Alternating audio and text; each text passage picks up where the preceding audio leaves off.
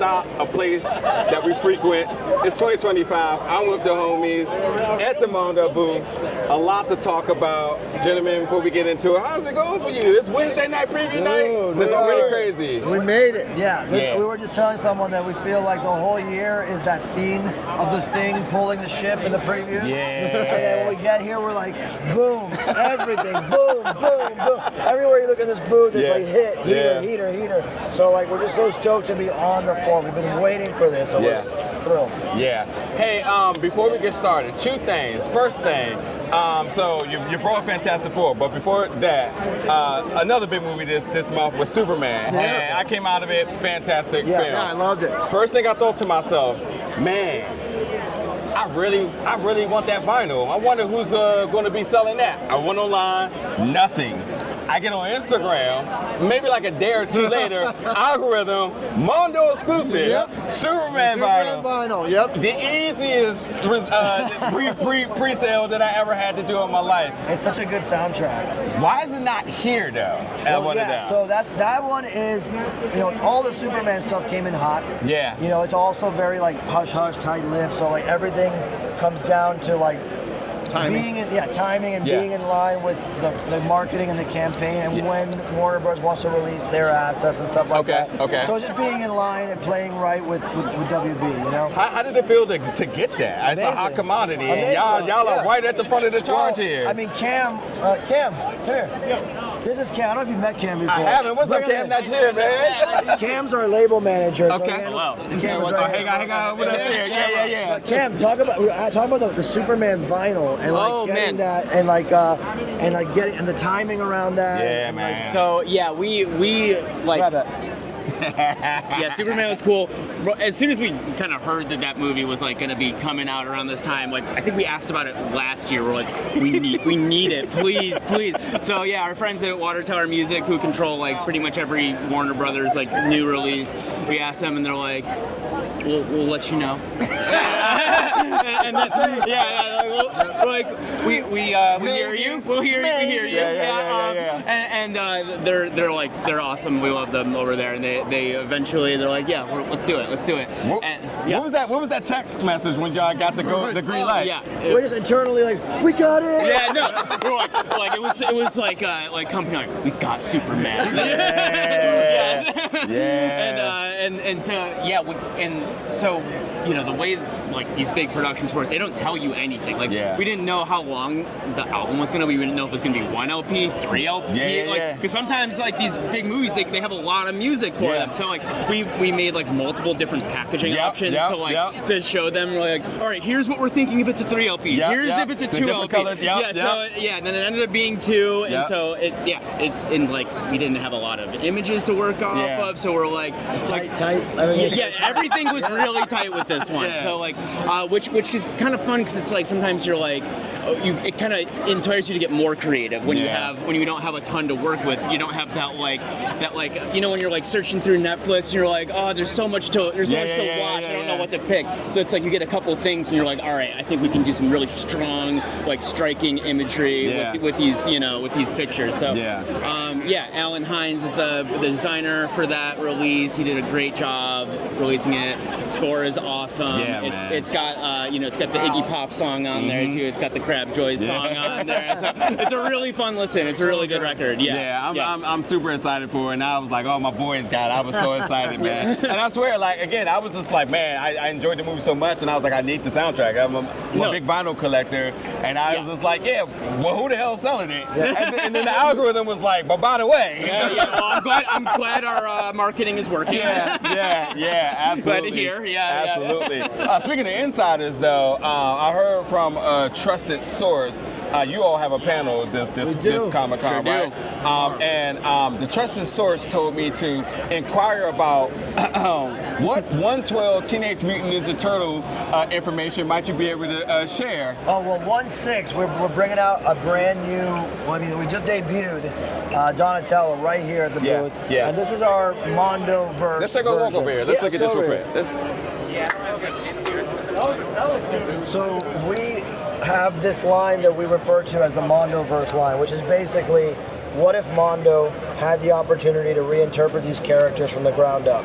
as fans, we don't want to go so crazy that you don't recognize the character, but we do want to pick and choose how the character feels, the expressions, the accessories, the era the Turtles would be in. So we're debuting for the first time ever Donatello here to kind of like let people know the 1/6 scale Mondo vs. Turtle line is among us. It's here, it's happening, and tomorrow at the panel you're going to see a little bit more of that. It's really exciting.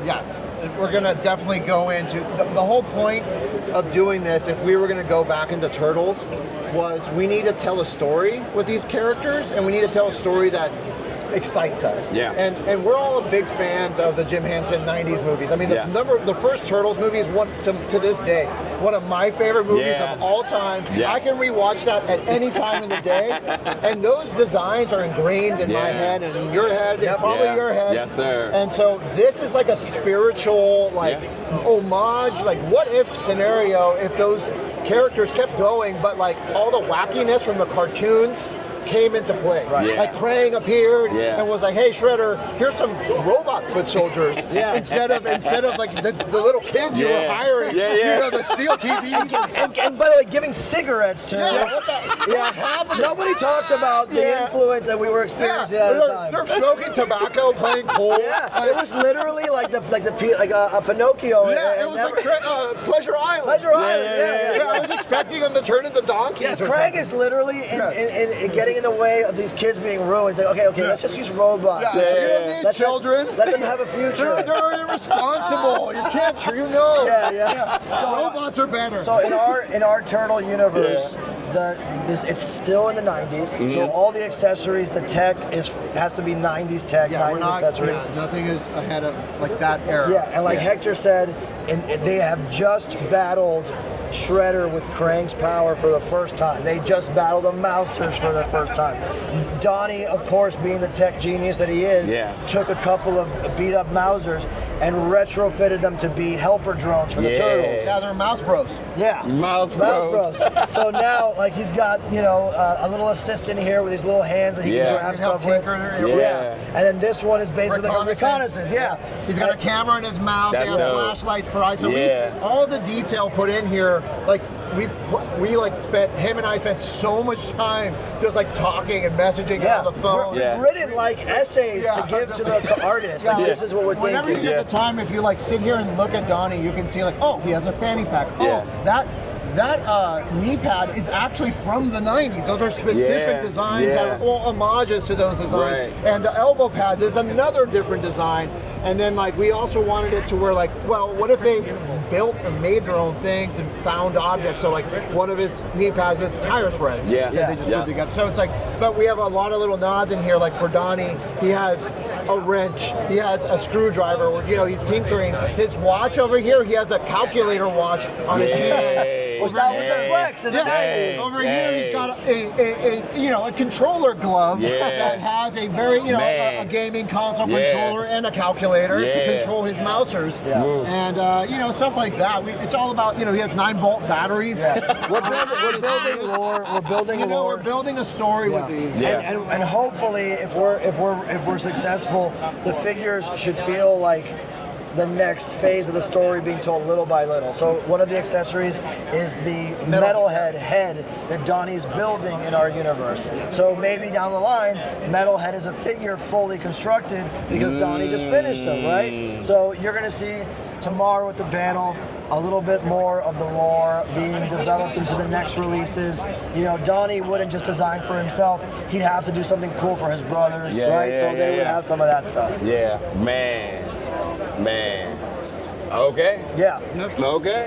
I'm looking forward to it. Absolutely. Yeah. All right. Well, listen. So proud. Yeah, you should be. I mean, it feels just right. Yeah. It literally just feels just right. So I'm very excited for that. Last thing I asked you all with is because I know the things I've been excited for, but just how can we now talk about She-Ra before we wrap up, man? Excuse me. Yeah. Based on the line. Here, we can go over here. Yeah. So last year we debuted Scareglow and Scaremare. And we're like, I wonder if this audience is as crazy as we are and down to have a 1/6 scale like demon horse in their collection. And without hesitation, it was a huge response, and we knew that when we debuted the #1 horse in Motu, Swiftwind, with our new deluxe She-Ra, people were going to be stoked. Everyone was asking for, like, we love Scaramere. Where's Swiftwind? Yeah, it was like the #1 question when we, well, Swiftwind's coming then, right? We're like, maybe, yeah, sure. But yeah, so we debuted Swiftwind for the first time at WonderCon. People got to see it first look. Okay. And we had She-Ra in her like classic outfit, right? So now here we're kind of showing off all the other stuff that comes with She-Ra, which is Red Eye. Some of the other stuff. There's so much. Oh, she has 3 outfits you can interchange. This is her Bubble Power. Wow. Right, which is an homage to Bubble Power She-Ra. Yeah. We have the vintage toy look that you could swap her whole outfit in. And you have the classic kind of homage to the animated show, right, from the 80s. So, you know, you have Red Eye from that. You have the vintage cowl from the old vintage toy line. Yeah. And then all the weapons that are associated with all of those armor sets, swappable heads, fabric capes, fabric skirts, like. And then Swiftwind also has multiple looks, right? There's like a classic look for Swiftwind. You have Spirit. Yes. We'll keep going. Oh yeah.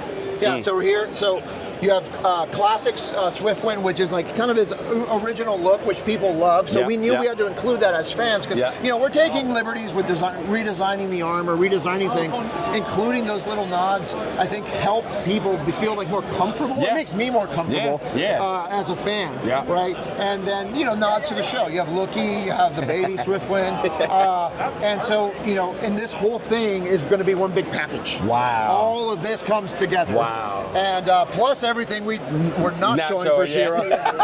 And so much it wouldn't fit in this. Yeah, no, for real. We had it all here. We just couldn't fit it. Wow. It was like so much. So, and we have the. It's going to come with an exclusive, beautiful poster made by Tracy Ching. Yes. And it's going to come in the Tracy's package. so good. Yeah, She's so good. incredible. See what she Yeah. She goes off. Yeah. Every still book she put out is an instant buy for me. Yeah. So she's fantastic we artist. had the honor of working with her, and we thought She-Ra deserves an artist of her caliber, a female artist of her caliber. And so she did the box art for She-Ra, the box art for this, and the poster that's going to come with the whole set. Amazing. Well, listen, I'm going to let y'all go because y'all definitely got a long line still packing up thank you. on a preview night, by the way. I But know, it's always a pleasure talking to the homies, man. I know we're doing an interview here, but we literally could probably talk forever. I know, for real, dude. So Well, I thank you appreciate guys. y'all. Appreciate you.